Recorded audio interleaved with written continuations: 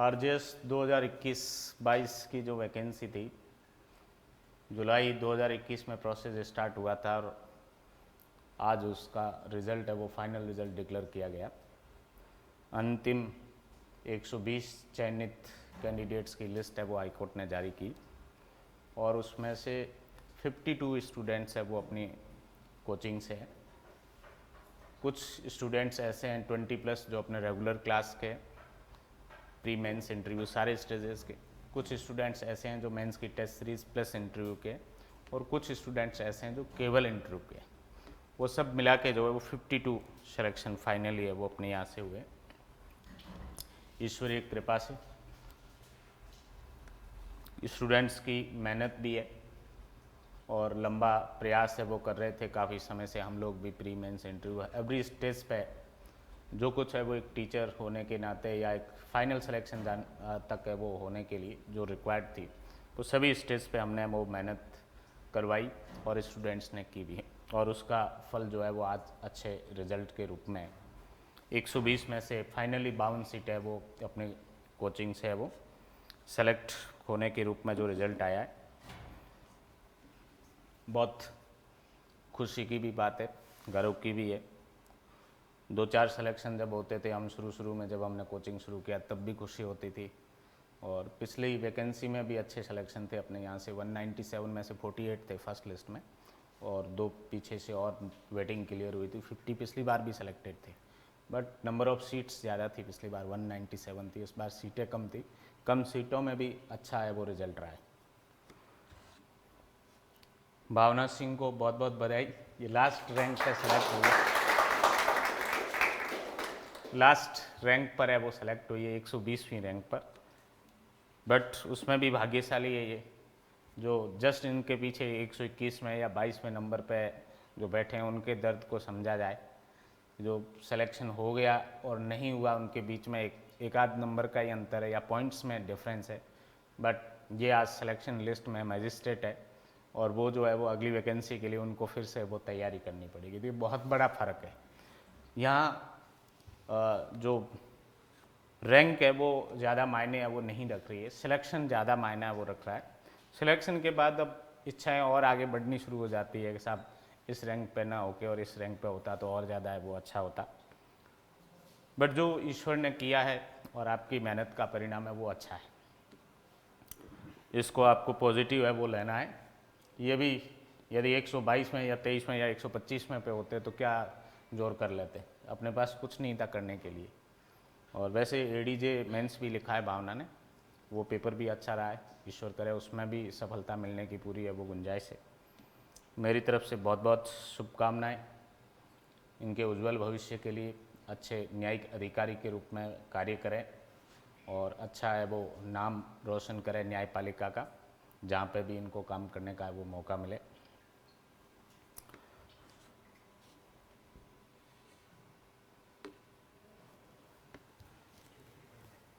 क्या माइक तो बाद में, पहले तो भारतीय संस्कृति पे आना पड़ेगा। एक माला लेके आओ और मिठाई वगैरह लेके आओ मुंह मीठा करने के लिए मेरे ऑफिस में से।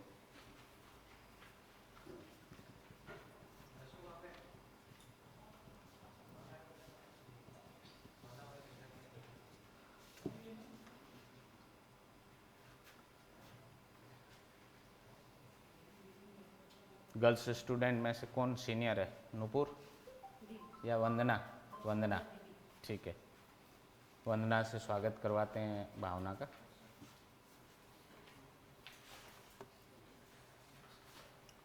और भी 2-4 मालाएं ले आना, गर्ल्स कैंडिडेट और भी पहनाएगी। एक माला तो वंदना को दो पहले,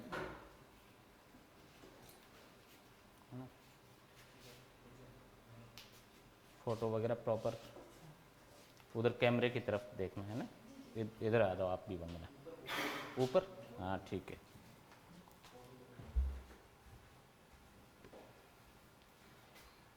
वंदना को आमंत्रित करता हूँ मैं भावना सिंह का स्वागत करने के लिए।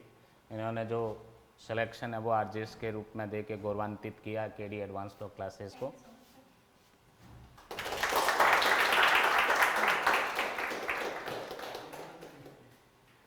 यस, स्वीट्स नहीं लाए क्या? और भी दो गर्ल्स कैंडिडेट को, कृतिका आप भी, नूपुर वगैरह,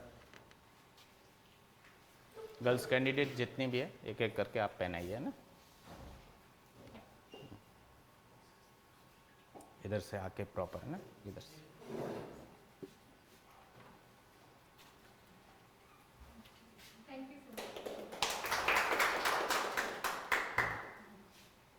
मंजू आप मुंह मीठा करवाओ इनका।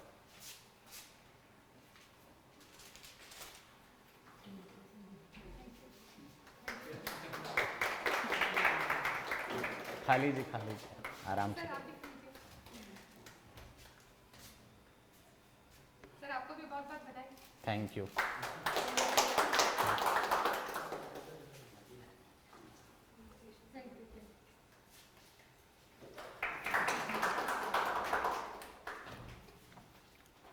भावना सिंह जोधपुर से है।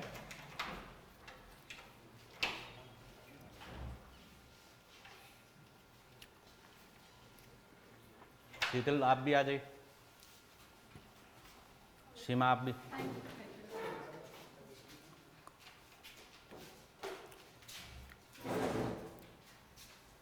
सृष्टि आपने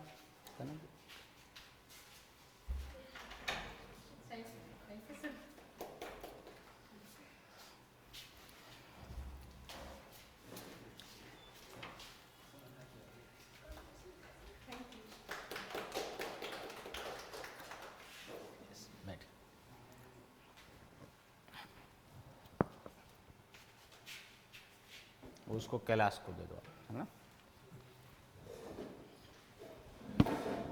अब मैं भावना सिंह को आमंत्रित करता हूं कि वो आपको इस तैयारी की रणनीति के बारे में बताया कि उन्होंने कैसे तैयारी की, प्रीलिम्स, मेंस और इंटरव्यू की, और ये मुकाम है वो फाइनल सिलेक्शन के रूप में प्राप्त किया है, ताकि आप लोगों को जो तैयारी करने वाले स्टूडेंट्स हैं उनको भी इनके अनुभव का लाभ है वो मिले।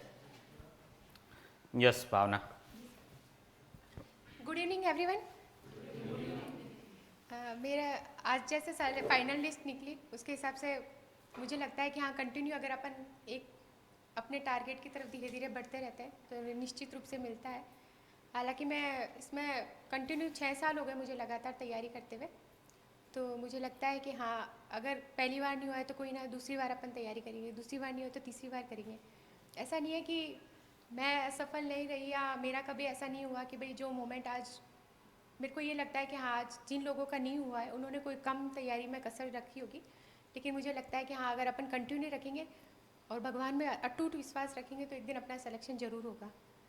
और अपन को कभी भी ऐसे हताश और निराश नहीं होना है कि हाँ मेरा सिलेक्शन नहीं हुआ। हाँ होता है जब रिज़ल्ट आता है, तो इस फेज़ से मैं भी निकली हुई हूँ, ऐसा नहीं है कि मैंने ऐसे फेज़ नहीं किया भाई। पहले अपने भी क्योंकि 3 स्टेज आ जाती है, पहले प्रीलिम्स होता है, फिर मेंस होता है और फिर इंटरव्यू जब दे के अपन आते हैं और उस दिन लगता है कि हाँ आज रिजल्ट आने वाला है। जब जैसे आज 27 को आने वाला था रिजल्ट रात को, तो नॉर्मली ये होता है कि फाइनल रिजल्ट के मतलब मेंस के बाद जब इंटरव्यू हो जाता है उसके बाद जिस दिन लास्ट इंटरव्यू होता है उस दिन रिजल्ट आ जाता है। तो इस बार ऐसा हुआ कि 27 को रिजल्ट रात को नहीं आया 9 बजे के बाद, मतलब पूरी रात ऐसी निकल गई। फिर 28 की मॉर्निंग में भी नहीं आया, फिर 29 को भी नहीं आया। मतलब ये 3-4 दिन तो ऐसे निकले, बस ऐसे व्हाट्सअप, बस सारे दिन व्हाट्सअप के सामने ही देखते रहो, कोई तो डालेगा रिजल्ट आ गया गया, हाई कोर्ट की वेबसाइट चेक करते रहो। तो मतलब एक एक सेकंड अपना ऐसा बड़ी मुश्किल से लगता है कि क्या पता होगा नहीं होगा।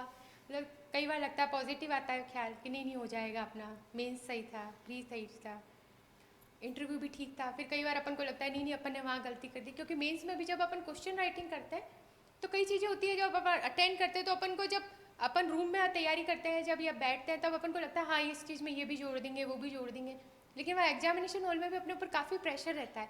तो लगता है कि हाँ अपन ने बाद में जब अपन याद करते हैं कि हाँ हमने क्या क्या मिस कर दिया या क्या अपना पेपर उस लेवल का हुआ क्या कि अपना सिलेक्शन हो जाएगा, जब खुद को एनालाइज करते हैं तो कहते हैं हाँ वो क्वेश्चन था उसमें मेरे से ये मिस्टेक हो गई, अपन को ये भी डालना था, और उस क्वेश्चन में ये भी डालना था, वो उस टाइम मैं भूल गई। काफ़ी चीज़ें ऐसी मेरे साथ भी हुई थी कि हाँ जो लेवल से मेरे को जो तैयारी थी और मैं वहाँ नहीं अटेम्प्ट कर पाई थी, तो वो मुझे भी लगा था कि हाँ मुझे शायद वो पेपर अगर मैं ज़्यादा अच्छे से करती, या मुझे वहाँ एक्चुअली प्रेशर इतना रहता है ना कि पेपर कई बार छूट भी जाता है। जैसे क्रिमिनल में मेरा थोड़ा छूट गया था जजमेंट राइटिंग, और मतलब काफ़ी ऐसी सिली मिस्टेक्स होती हैं अपन से कि अपन को लगता है कि हाँ कई बार अपने याद होता है फिर वहाँ जाके भूल जाते हैं। मेरे साथ भी हुआ ऐसा, क्रिमिनल का पेपर था और मेरे स्कूटर की, क्योंकि वहाँ पे सब चीज़ें रखवा लेते हैं, तो मेरे कानों में बाली पहनी हुई, तो उसके लिए वो पुलिस वाले ने बोला कि नहीं मैडम आपकी तो ये भी नहीं चलेगी। मैंने कहा सर छोटी छोटी है, वो नहीं माना। फिर मुझे टेंशन हुई, मैंने कहा सोने की है तो खो जाएंगे, है ना। तो फिर ऐसे करते मेरे हाथ से स्कूटर की चाबी कहीं गिर गई। फिर मैं जब एग्जामिनेशन हॉल में बैठी, क्योंकि सिविल का जब मैंने अटेंड कर लिया था, क्योंकि पहले हिंदी का होता है और फिर लास्ट डे इंग्लिश का और सेकंड पेपर होता है, तो फिर पेपर अटेंड करते करते मुझे याद आया अरे स्कूटर की चाबी कहाँ है, तो दिमाग मेरा डाइवर्ट हो गया। और करते करते करते करते फिर मैंने कहा जैसे मेरा पूरा पेपर ऐसा होता है ना, एक अपने लिंक सा टूट गया और एकदम अपन। फिर वो पानी पिलाने के लिए आदमी आया, उसको मैंने बोला, मैंने कहा भाई साहब मेरी तो चाबी खो गई। फिर उनका मैडम अभी तो आप अटेंड करो। फिर मैंने खुद को समझाया आंखें बंद करके कि क्योंकि टाइम बहुत कम होता है, अपन को एक एक सेकंड ऐसे लगता है बस अपन को पेपर फिनिश करना है अपना। फिर कैसे मन को समझाया मैंने, फिर क्रिमिनल का पेपर अटेंड किया। फिर देखा, फिर वो जो पानी वगैरह पिलाने के लिए आते हैं स्कूल में, उन्होंने मतलब उनको मिल गई थी। तो फिर जैसे ही पेपर खत्म होने का, मैडम आपकी चाबी मिल गई। तो वो ऐसे कुछ ना कुछ होता ही है। और जब अपने एग्जाम आते हैं ना, तो थोड़ी बहुत इधर उधर की बातें अपने सामने आती हैं, तो वो कंडीशन ऐसी हो जाती है कि हाँ अपने दिमाग को काबू रखना है, मन को थोड़ा सा सेटिस्फाई रखना है। और सबसे बड़ी बात, ऊपर वाले के ऊपर अगर अपन अटूट विश्वास रखते हैं, तो वो चाहे अगर आपकी कम तैयारी है, मतलब तैयारी तो होनी चाहिए, ऐसा नहीं क्या है कि हार्डवर्क तो अपन को करना ही है, लेकिन ऊपर वाला जरूर साथ देता है। कितने घंटे रोज आप वो पढ़ाई कर रहे थे पिछले 1 साल से 1.5 साल से? सर हम कम से कम 8 से 9 घंटे तो कर ही रहे थे। उसमें एवरीडे? कभी कभी 1-2 दिन का बीच में हो जाता था गैप, लेकिन हाँ। कैसे आपका पढ़ने का तरीका क्या है? आप वैसे वर्बल ज़्यादा पढ़ रहे थे या लिख लिख के वो याद कर रहे थे? जैसे हम कोई भी बेरेक लेते थे तो एक बार तो वर्बली पूरा कर लेते थे, उसको ओरली पूरा करके फिर उसको पूरा लिखते थे, जो जो उसमें मेन क्वेश्चन बनते हैं। और सर की हमने मेंस की टेस्ट सीरीज़ ली थी, जजमेंट राइटिंग ली थी, और उससे भी मेरे को काफ़ी हेल्प मिली थी। सर के वीडियो सुनते रहती थी, जैसे अगर कोई काम कर रहे हैं अपन, या जैसे मान लो किचन में कोई काम कर रहे हैं या अपने लिए चाय बना रहे हैं, तो मैं वो वीडियो ऑन कर लेती थी। मतलब एनी टाइम कभी भी अपन रात को 2 बजे उठ रहे हैं या 3 बजे उठ रहे हैं, तो आराम से अपने हेडफोन लगा लिए और वो सुन लिए। तो मेरे को सर के जो वीडियो थे उनसे भी मतलब काफ़ी चीज़ें ऐसी थी कि भाई केस लॉ थे, जैसे सर ने यूट्यूब पे डाल रखे थे, तो एक जो होता है ना अपने रफ ड्राफ्ट सा बन जाता है कि हाँ इसमें सर ने ये बताया तो अपन को वो करना है। तो कई बार जो अपन चीज़ें सुनते हैं ना, वो भी क्लिक हो जाती है। और कई बार जब अपने बेरेक्ट की वर्ड टू वर्ड याद कर रखा है ना, तो वो भी वो प्रेशर की वजह से अपन भूल जाते हैं। तो इस चीज़ को याद रखना कि हाँ, अगर ऐसा याद रखना कि जैसे अगर मान लो अपन वर्ड टू वर्ड वहाँ भूल गए, क्योंकि एक्चुअली इससे पहले जो मैंने मेंस दिया था उसमें यही हुआ था कि मैं वर्ड टू वर्ड जो बेरेक्ट थी ऐसे अगर आप मेरे से पूछते तो मेरे को याद था, लेकिन जैसे वहाँ एग्जाम में था जब मैं अटेंड करी थी तो वहाँ मैं भूल गई थी। तो फिर इस बार मैंने कहा कि अगर ऐसा कुछ हो जाता है तो मेरे को उसको ऐसे टिप्स पे याद करना है कि चाहे कैसी कंडीशन आ जाए मैं लिख लूँगी उसको। तो उसको लिख लिख के और फिर पहले एक बार ओरली कर लेते थे, फिर रिटर्न में सारे कर लेते थे, और फिर फाइनली हम सर का जो क्वेश्चन आंसर जो टेस्ट सीरीज थी उसमें जो क्वेश्चन दिए हुए थे वो सारे कंप्लीट कर लेते थे। ये हमारा मेन एग्ज़ाम जो आपका हुआ उसमें जब एग्ज़ाम आपने सिविल और क्रिमिनल लॉ का दिया, जी। कैसा फील किया आपने? जो टेस्ट सीरीज मेंस की आपने ली, क्वेश्चंस जो मेन एग्ज़ाम में पूछे गए उसमें टेस्ट सीरीज से क्वेश्चन कैसे रहे, क्या इस बारे बिल्कुल, में? सर के यहाँ से जो टेस्ट सीरीज है उसमें सारे क्वेश्चन कवर हो जाते हैं, चाहे वो छोटे से छोटा हो चाहे वो बड़े से बड़ा हो। और पिछले साल के जितने भी अपन जैसे सोचते हैं ना कि अगर हम जो टेस्ट पेपर जो सॉल्व पेपर से वो अपन सॉल्व करते हैं, तो सारा जो मटेरियल है वो सर के टेस्ट सीरीज में कवर हो जाता है। अगर अपन यहाँ आके भी पेपर देते हैं और जो सर के वीडियो सुनते हैं उसमें अगर अपन को लगता है कि हाँ कुछ ऐसा ऐसा कोई भी चीज़ नहीं रहेगी जो छूटी हो अपन से। हालांकि जब अपन बेरेक्ट पढ़ते हैं या कोई बुक पढ़ते हैं तो उसमें भले ही कोई चीज़ छूट जाए, क्योंकि कई बार ऐसे चैप्टर होते हैं कि भाई अपन सीपीसी पढ़ रहे हैं तो अपन बोर हो गए तो अपन कोई दूसरा सब्जेक्ट उठा लेते हैं, फिर उसमें जब नया उठाते हैं तो कोई चीज़ बीच में कोई टॉपिक होता है कि हाँ अपन बीच में छोड़ देते हैं। लेकिन जब अपन वो टेस्ट सीरीज ज्वाइन करते हैं ऐसा कुछ करता है ना, तो ये करता है कि हाँ ये क्वेश्चन बार बार आया हुआ है, सर ने डाला है तो अपन को ये जरूर पढ़ना चाहिए। तो वो चीज़ थोड़ी सी क्लिक करती है और वो कहीं ना कहीं आपको ज़रूर फ़ायदा पहुँचाती है। ये चीज़ तो बिल्कुल इस चीज़ को बहुत ही मतलब अहमियत देके आप लोगों को भी थोड़ा अगर आप ध्यान रखेंगे तो बिल्कुल। इंटरव्यू की जो आपकी तैयारी रही उसमें भी जो क्लासेस रही या मॉक इंटरव्यूज़ वगैरह करवाए आपने, कुछ ऑनलाइन सुने भी उनको, जी। उसमें से कोई क्वेश्चन इंटरव्यू में डायरेक्ट आपसे इस तरीके का कोई पूछा गया जिससे बेनिफिट हुआ हो आपको क्लास से या? हाँ सर, जैसे राजस्थानी लैंग्वेज के लिए मेरे से जैसे ही मैं गई थी तो थोड़ा सा उन्होंने जाते ही मुझसे और कोई क्वेश्चन नहीं पूछा, जैसे नॉर्मली फॉर्मली वो पूछते हैं कि भाई आप कहाँ से हैं या आपकी हॉबीज़ बताइए या अपने बारे में इंट्रोडक्शन दीजिए। ऐसा उन्होंने मेरे से कुछ नहीं पूछा, बस उन्होंने बैठने के लिए मुझे कहा और उन्होंने राजस्थान के ऊपर शुरू कर दिया। तो जैसे सर की क्लासेज में जो राजस्थान के लिए जो क्लासेज हुई थी वो काफ़ी मेरे लिए बेनिफिशियल रही। तो उनमें से मेरा हालांकि एक क्वेश्चन गलत हो गया था, क्योंकि उन्होंने थोड़ा ज़्यादा डीप में पूछ लिया था। उन्होंने डिस्ट्रिक्ट वाइज लैंग्वेज पूछ ली थी मेरे से कि आप राजस्थान के अंदर मतलब मोटी मोटी नहीं कि जैसे अगर आप 4-5 बता दें वैसे नहीं, कि आप पर डिस्ट्रिक्ट में कौन कौन सी लैंग्वेजेस हैं तो वो बता दीजिए। तो वो मेरे लिए थोड़ा सा दिक्कत हुआ, तो मैंने 2-4 तो बता दी थी जितना मुझे उस टाइम याद आया था, लेकिन फिर मैंने सॉरी बोल के उस क्वेश्चन को ऐसे करा था। बाकी जो सर की जो क्लासेस थी, सर की राजस्थानी की भी हुई थी और सर नॉर्मली भी बताते रहते थे, एक्स्ट्रा जो क्लासेस थी कि भाई आपको ये करना है वो करना है, तो मतलब उसमें कवर हो गया था। तो इंटरव्यू मेरा अच्छा गया था, ठीक गया था। और बाकी लॉ से जो रिलेटेड उन्होंने क्वेश्चन पूछे थे वो तो सारे मैंने अटेंड कर लिए थे। बस राजस्थान की इसमें थोड़ी मुझे एक क्वेश्चन या 2 क्वेश्चन मेरे से वहाँ पे हो गया था। और वो क्या है, फटाफट पूछते हैं आप, जैसे दूसरा क्वेश्चन खत्म नहीं उससे पहले आपका आ जाता है, तो वहाँ पे शॉर्ट और स्वीट आंसर देना होता है अपन को, कि अपन तुरंत भी दें, और वो क्योंकि वो वहाँ पे साइकोलॉजिकल टेस्ट भी हो जाता है कि अपन कितने अवेयर हैं, और अपन मतलब थोड़ा सा वो कंडक्ट भी देखते हैं कि आपका कैसा है, तो वो सारी चीज़ें हो जाती है। तो वो थोड़ा सा रहता है, क्योंकि जब वहाँ से एक कैंडिडेट निकलता है अंदर से और अपन बाहर बैठा देते हैं बेंच में, अपन को कुर्सी दे देते हैं ऐसे, और वो अंदर कैंडिडेट दे रहा होता है, तब जो कंडीशन होती है ना वो सबसे, वो अपन कहते हैं वर्स्ट कंडीशन होती है। तो ऐसे ही मेरे साथ हुआ, लेकिन जैसे ही मेरे को जाके बिठाया तो उन्होंने कहा कि मैडम आपका तो लेट आएगा क्योंकि अंदर चाय भिजवाई है। तो वो लोग नाश्ता करने लगे, तो मेरे वहाँ बाहर बैठ के 20 मिनट निकालना बहुत मुश्किल हो गए थे कि भाई एक तो ये होता है अपन भाई 5 मिनट ही 10 मिनट वो कंडीशन फेस करें। तो उन लोगों को अंदर चाय भिजवाई थी, अब क्या चाय पीते, फिर मेरे दिमाग में कब चाय पीते तो उन सबका दिमाग तेज दौड़ेगा, है ना। मैंने कहा आज ये बिजली मेरे ऊपर ही गिरने वाली है बस। बस ऐसी सिचुएशन हुई थी। फिर वो बैठते हैं प्योर, फिर मैंने उसका, मैंने कहा सर एक पानी तो पिला दो मुझे। फिर उन्होंने कहा अच्छा। फिर वहाँ पे ऐसे डीजे वगैरह रहते हैं, दूसरा स्टाफ भी रहता है जुडिशरी का। फिर उन्होंने कहा ऐसे घबराहट तो नहीं हो रही, मैंने कहा नहीं हो रही, पर वो मन में तो अपन उनको भी शेयर नहीं कर पाते क्योंकि वो कंडीशन ऐसी होती है ना, तो थोड़ा सा रहता है डाउट। तो मेरे लिए वो 20 मिनट बहुत भारी पड़े थे सारे इंटरव्यू में। ये था सर। ठीक है, ये आपकी जो सक्सेस स्टोरी है, इसमें लास्ट क्या मंत्र है वो देना चाहेंगे आप इन नए अभ्यर्थियों को जो आगामी वो परीक्षा के लिए तैयारी कर रहे हैं?